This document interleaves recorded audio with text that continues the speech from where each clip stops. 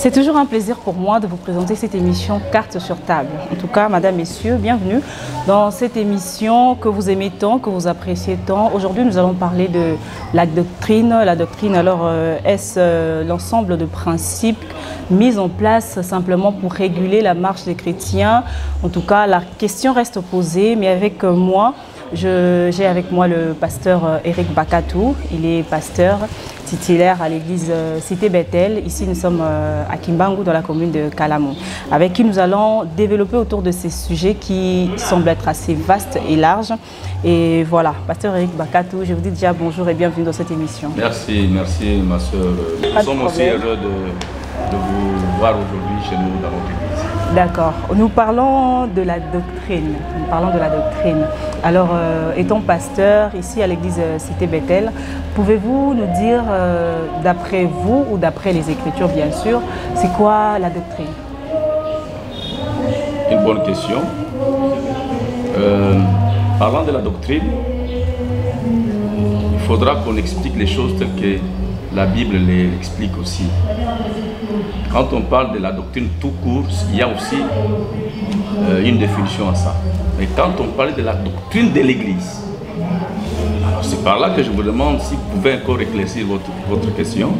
S'il s'agit de la doctrine de l'Église, qui est la doctrine biblique, à ce moment-là, je vais aborder ça. Parce que la doctrine, d'une manière un peu globale, c'est une conception, c'est un ensemble de notions qu'on affirme vraies et par lesquelles on prétend fournir une interprétation des faits qui sont orientés vers une action. Mais quand vous me parlez, si vous me posez la question sur la doctrine biblique, c'est par là où nous allons abonder. Parce que quand nous parlons de la doctrine biblique, nous parlons de ce qui s'est fait de l'Église et ce qu'on doit faire dans l'Église. Bon, d'accord. Là, alors, ça me pousse à poser alors la question de savoir, bon, il y a une doctrine biblique et il y a une doctrine... Bon, on est déjà dans le domaine de la vie de l'Église, tout ça là. Ouais. Donc, il y a une doctrine appropriée pour chaque Église ou il y a une doctrine biblique à laquelle vous faites, ou soit que chaque Église devrait opter ou soit adopter? Non, non, on parle d'une doctrine, la doctrine de l'Église. On peut parler de la doctrine de l'Église, comme on peut parler aussi de la doctrine du christianisme, comme on peut aussi parler de la doctrine biblique, c'est la même chose. Alors, quand nous parlons de la doctrine biblique, nous voyons ce qui s'est fait dans l'Église. Mademoiselle, vous savez, je voudrais vous dire que l'Église a son fondateur. Si vous allez depuis la Genèse, vous allez remarquer, Dieu, pour être en contact avec son peuple, il avait donné les ordres, il avait donné les commandements à Moïse pour que Dieu soit avec son peuple. Dieu, c'est un Dieu de principe. Dans notre époque, dans la Nouvelle Alliance, nous avons aussi les préceptes, nous avons aussi les enseignements que Christ nous a donnés au travers des Écritures pour que nous puissions demeurer dans ce qu'il a dit. Donc, c'est à peu près ça ce que je peux parler de la doctrine. Parce que quand nous parlons de la doctrine de manière globale, il y aura des confusions. Les politiciens ont leur doctrine, toutes les églises que vous voyez ici, ou les confessions religieuses, chacune d'elles a sa doctrine. Mais nous, nous parlons de la doctrine qui est biblique parce que nous lisons la même Bible. Alors, pour répondre à ta question, je voudrais dire ceci. Nous tenons la seule Bible, qui est le vrai livre de la sagesse au niveau mondial, un livre qui a été même reconnu même par les savants, même par des féticheurs. Ils reconnaissent que Jésus-Christ est la parole. Et cette parole-là a été incluse dans un livre qu'on appelle la Bible. Donc, il n'y a qu'un seul livre, une seule doctrine, et il n'y a qu'une seule église. On ne peut pas parler de deux doctrines. Il n'y en a pas deux. Alors, si vous voyez une église qui pratique ce qui n'est pas dans la Bible, alors c'est autre chose que l'église. Oui, mais parlons de ça. il semble, parce qu'il y a même certains pasteurs aussi qui soutiennent cela, que la Bible que nous voyons, la Bible que nous avons, contient quand même certaines hérésies, certaines erreurs, parce qu'on a déjà du point de vue de communication, à chaque fois que la Bible est traduite, à chaque fois que, au fil du temps, il y a certains mots qui perdent même leur valeur, il y a certains passages qui perdent leur sens et il y a même certaines choses qui sont insérées dans la Bible. Donc, que pouvez-vous dire par rapport à ça? Certains serviteurs qui disent que dans la Bible, il y a plusieurs hérésies. Un homme de Dieu qui dit que dans la Bible, il y a plusieurs erreurs et au fur et à mesure que les choses avancent, les gens découvrent ces erreurs-là. Donc, moi, je dirais seulement que ces gens-là, ce sont des fous de sang, ce ne sont pas des serviteurs de Dieu. Je voudrais vous lire un verset. Vous savez, l'Église, d'ailleurs, on ne peut pas parler de la doctrine sans parler de l'Église. L'Église a été fondée par Jésus lui-même. L'Église ne sort pas de ces pasteurs-là qui disent que dans la Bible, il y a des hérésies. Les Bibles ne sortent pas même de nos coutumes, de nos mœurs. L'Église, c'est la maison de Dieu. Et Dieu, pour marcher avec son peuple, qui est le peuple de l'Église, il a donné les principes. Nous allons lire quelque chose. Si vous permettez. Oui, pas de problème. Éphésiens chapitre 2. D'accord. Éphésiens chapitre 2. Nous allons lire le verset 19. Éphésiens 2, verset 19. Et le pasteur, s'il me suit, il va comprendre que j'ai beaucoup de respect envers les hommes de Dieu, mais dans la Bible, il n'y a pas de blagues. Je disais à Éphésiens chapitre 2, verset 19. Ainsi donc, vous n'êtes plus des étrangers, ni des gens des dehors, mais vous êtes des concitoyens des saints, gens de la maison de Dieu. Écoutez le verset 20. Vous avez été édifiés sous le fondement des apôtres et des prophètes, Christ lui-même étant la pierre angulaire. En lui, tout l'édifice bien coordonné s'élève comme pour être un temple saint dans le Seigneur. En lui, vous êtes aussi édifiés pour être une habitation de Dieu en esprit. Donc, vous comprendrez que cet homme de Dieu, avec tout le respect que je lui dois, il doit vraiment chercher le Seigneur. La Bible n'a pas des hérésies, parce que la Bible n'est pas une utopie. Nous voyons la pensée de Dieu au travers de la Bible, qui est la parole de Dieu. Mais s'il dit que dans la Bible, il y a des hérésies, qu'il imprime sa Bible à lui, qu'il ajoute d'autres passages après l'Ancien Testament et le Nouveau Testament. Mais nous croyons que nous avons été fondés sur les enseignements des apôtres. Et ce sont ces enseignements des apôtres qui sont relatés dans cette Bible ici. Oui, alors là, ensemble avec ceux qui nous suivent bien sûr, il faut que nous comprenions une chose au fait. C'est que la doctrine, ce sont des principes ou des préceptes que Christ nous a laissés, les préceptes bibliques, ou alors, parce que si on prend ça dans ce sens-là, c'est un peu comme une sorte de marche à suivre, un mode de vie que Christ nous a laissé. On peut comprendre ça comme ça. La Bible dit que c'est poussé par l'Esprit que les hommes ont parlé de la part de Dieu. Parce que nous ne sommes pas dans un séminaire pour que nous disions tout ça, mais c'est écrit dans la Bible. Poussé par l'Esprit que les hommes ont parlé de la part de Dieu. Et vous croyez, ma soeur, que le Saint-Esprit peut commettre des erreurs? Je ne crois pas. Bref, la doctrine biblique, c'est l'ensemble de tous les conseils ou les préceptes que Dieu a donnés comme une ligne de conduite pour l'Église. Et en dehors de cette doctrine, c'est autre chose que l'Église. Parce qu'on parle de l'Église, on ne voit pas seulement des gens qui entrent, qui chantent, qui jouent le tam-tam et qui font des bruits. Non, il faudra que nous soyons dans des Écritures. Et quand nous parlons des Écritures, nous voyons ces enseignements-là des apôtres que Christ nous a laissés. Nous sommes dans ces traces-là. Nous avons été édifiés sur les enseignements des apôtres et des prophètes. Christ comme étant la pierre angulaire. Et quand quelqu'un d'autre vient vous dire, écoutez, il y a des hérésies, alors je ne sais pas. C'est un homme de Dieu, je ne vais pas l'incriminer, mais qu'il réalise sa vie.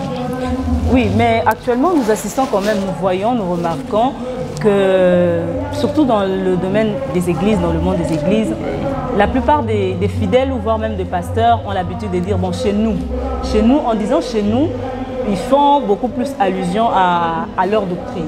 Chez nous, on ne fait pas ceci, chez nous, on ne fait pas cela, chez nous, on ne fait pas cela.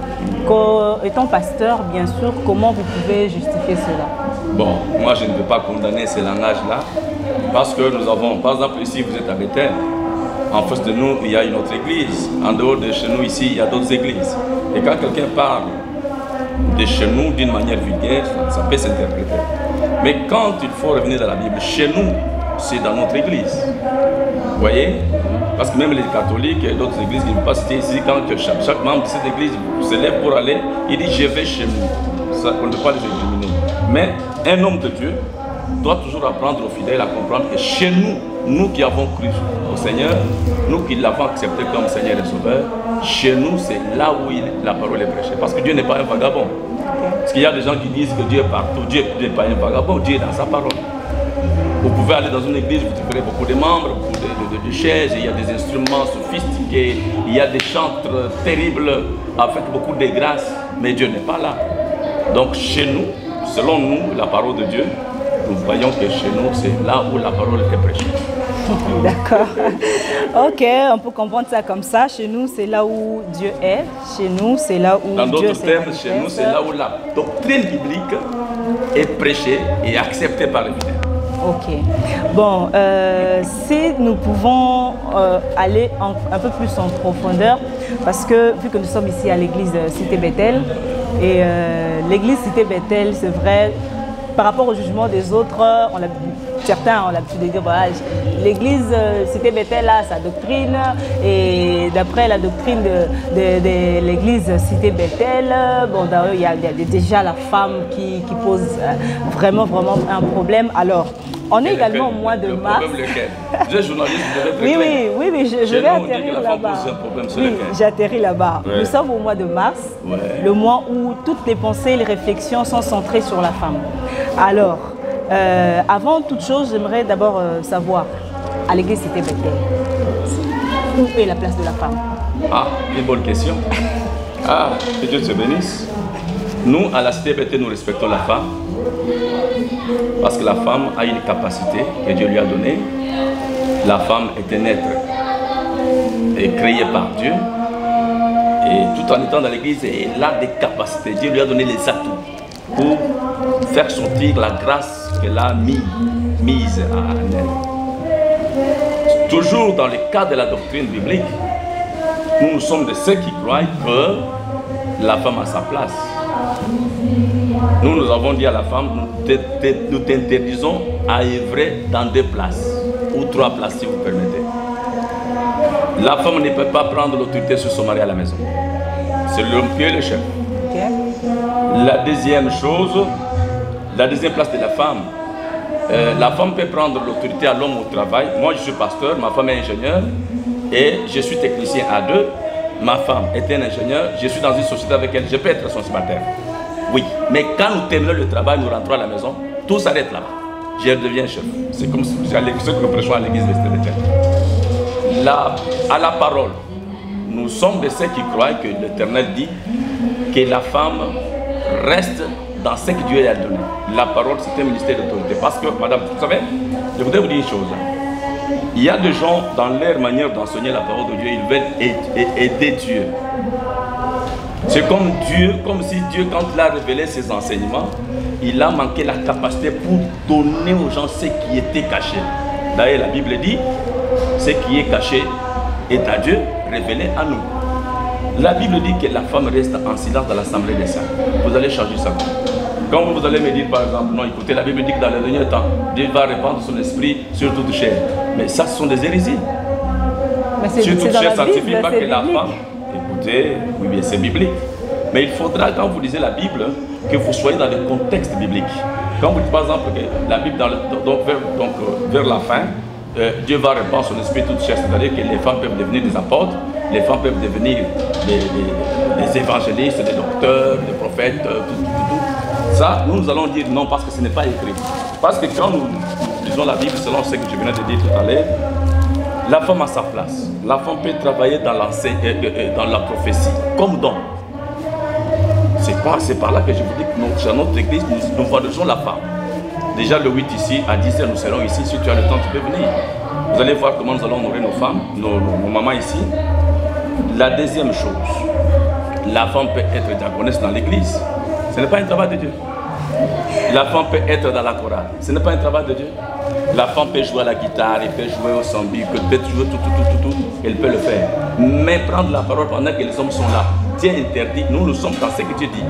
Mais lorsque la femme prophétise, pardon bien sûr, lorsqu'elle chante, elle le fait devant les hommes. Et il y a aussi même Christ lui-même, alors qu'il était dans sa vie, dans sa chair comme ça, humain, il prêchait partout où il allait, il était accompagné des femmes.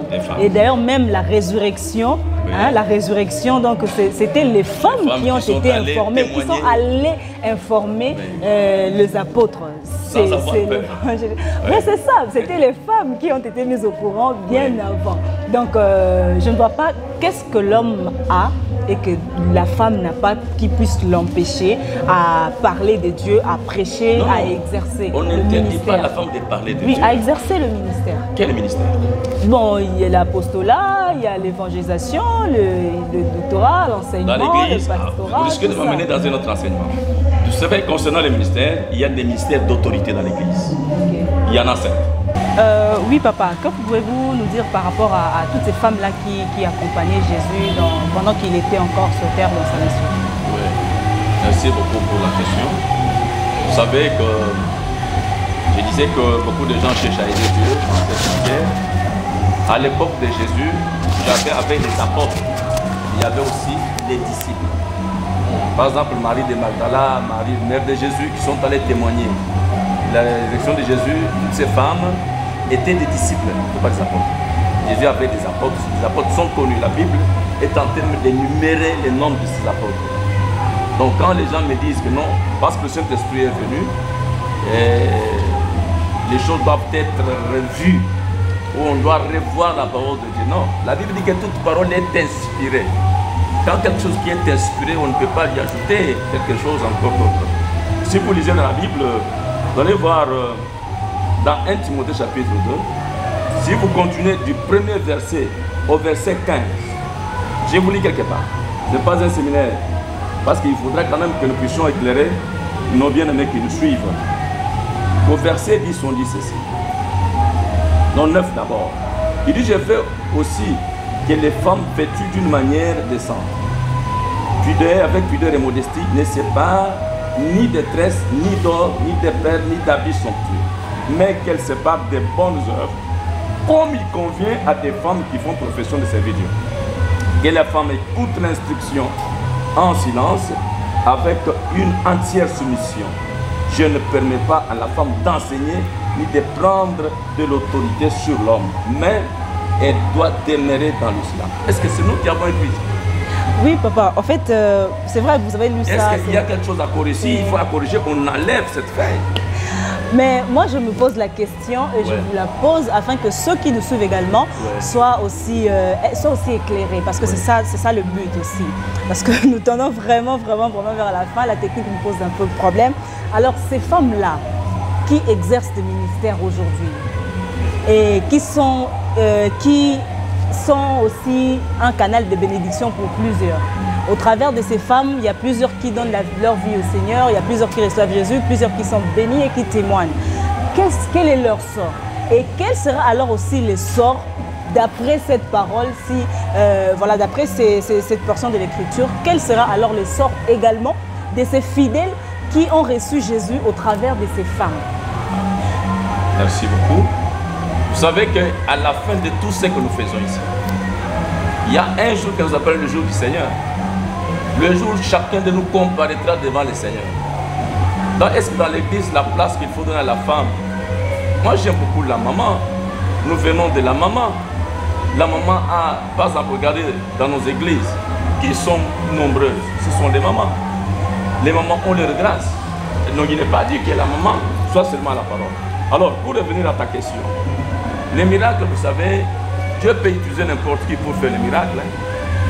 Dieu peut parler par n'importe quel canal, Dieu peut parler plusieurs canaux pour communiquer sa pensée à ses enfants. Si une femme s'est levée, écoutez, je voudrais donner une précision. Une femme qui est par exemple dans le milieu où il n'y a pas les églises. Nous avons des grandes églises qui sont nées à cause des femmes. Les femmes se sont levées, elles ont prêché la parole de Dieu, il y a eu des conversions. tu as fait l'œuvre de l'évangélisation dans le milieu où Jésus n'est pas connu, mais dans part de l'assemblée des saints. Dans l'assemblée des saints. Maintenant, celle qui est-ce que exerce vous avez dans vu ces femmes-là là faire l'évangélisation à Kinshasa ici? Mais les moments qu'on appelle apôtres, évangélistes, prophétesses. Nous voulons les voir avec des mégaphones faire l'évangélisation. C'est mal à l'église. Non, elles le font. Elles le font. Oui, il y a des femmes qui font. Mais si elles le font, nous les applaudissons. Mais nous leur demandons de rester à leur place. Parce que le jour que Jésus viendra, Jésus ne peut pas le Seigneur nous comparaîtrons devant le Seigneur pas pour que nous soyons seulement devant moi, cajolés, tout. Chacun rendra compte de ses œuvres. Même moi qui vous parle en tant que pasteur. Si je fais ce que le Seigneur ne me demande pas de faire, je ne vous apprends rien. Vous ne savez pas qu'à l'église aujourd'hui, toujours s'il faut parler de la doctrine, il y a des pasteurs qui touchent le sel. Oui, ils lavent des femmes.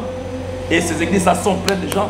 Il y a des magorodos, des cancrés là, il y a des souris qui sont dans les appareils, permettez-moi, les génitales des femmes. Vous ne connaissez pas tout ça. Mais il y a des miracles, ils appellent ça miracle. Mais Jésus vient. Chacun de nous comparer. Vous avez épinglé un exemple là, ouvrant une petite parenthèse, parlant du sel. Du sel. Récemment, en lisant la Bible, bien sûr, je suis tombée sur un passage, pas trop retenu, mais je pense dans 1 ou 2 rois. C'était le prophète Élisée. Voilà, où il a eu à utiliser le sel pour purifier de l'eau. Peut-être qu'il tire... Donc il était amer. Ouais, l'eau était amère, alors le peuple de Dieu était là à pleurer. Ils sont venus auprès du serviteur de Dieu. Il a pris le sel. Voilà, il a pris les sels avec un plateau, il est allé, il a dit des prières, il est allé à la source, il a jeté le sel et l'eau est devenue douce et le peuple s'est réjoui. Peut-être qu'il tire ça de là. Ben, je ne sais pas. Merci. Ah, tu dis pourquoi la Bible? Mais ne devenez pas pasteur. Bon, écoutez, le sel a des rôles dans la Bible. Okay. Ce n'est pas seulement là où on parle de sel, il y a aussi d'autres versets qui parlent de sel. Si vous lisez dans Matthieu, je crois 5, on dit que vous êtes le sel de la terre, vous êtes la lumière du monde. Ce n'est pas seulement ce sel-là. Si vous lisez dans la Bible, vous n'allez pas voir 2 personnes qui ont utilisé ça. Et puis, il faudra quand même vous retrouver dans quel cadre qu'il a utilisé ce sel. Parce que le sel a des rôles. C'est pour donner la saveur, ok? Oui. Et deuxième rôle du sel, c'est pour protéger de la pourriture. Okay. Donc, quand Jésus est venu, il nous dit que vous là, vous êtes le sel de la terre. Aujourd'hui, le monde n'a pas besoin du sel qu'on vend dans des endroits, dans des magasins de Chinois. Le monde a besoin du sel, toi et moi, pour que puisse sentir la saveur de l'église. Donc ce n'est pas ça. Donc c'est une bonne question, je suis très content, mais vous devez savoir que le sel a été créé ou utilisé, c'est pas moi, inventé pour donner la saveur et protéger de la pourriture. Aujourd'hui, les pasteurs, les évangélistes qui l'utilisent pour laver les femmes, pour le faire, continuez à le faire, je vous encourage. Mais Jésus vient. D'accord, ok, d'accord. Voilà. Nous arrivons en tout cas vraiment à la fin de cette émission, mais pour finir un peu avec cette question liée à la femme. Alors actuellement, c'est vrai, avec l'évolution de la technologie, il y a déjà aussi le thème national et international, voilà, qui encourage les femmes à un leadership égalitaire. On parle de l'émancipation par-ci, l'émancipation par-là. Bon, la femme de l'Église aussi, doit-elle être émancipée? L'émancipation s'arrête dans le monde où même à l'église, les femmes doivent aussi être émancipées. Je voudrais m'adresser aux femmes en général qui me suivent. L'église ne vous minimise pas. Le Seigneur, le créateur de l'homme, de la femme, vous a donné des capacités. Il y a des femmes ingénieurs, il y a des femmes magistrats, il y a des femmes avocats, il y a des femmes médecins. Il y a toutes ces femmes-là. Je vous encourage d'aller de l'avant.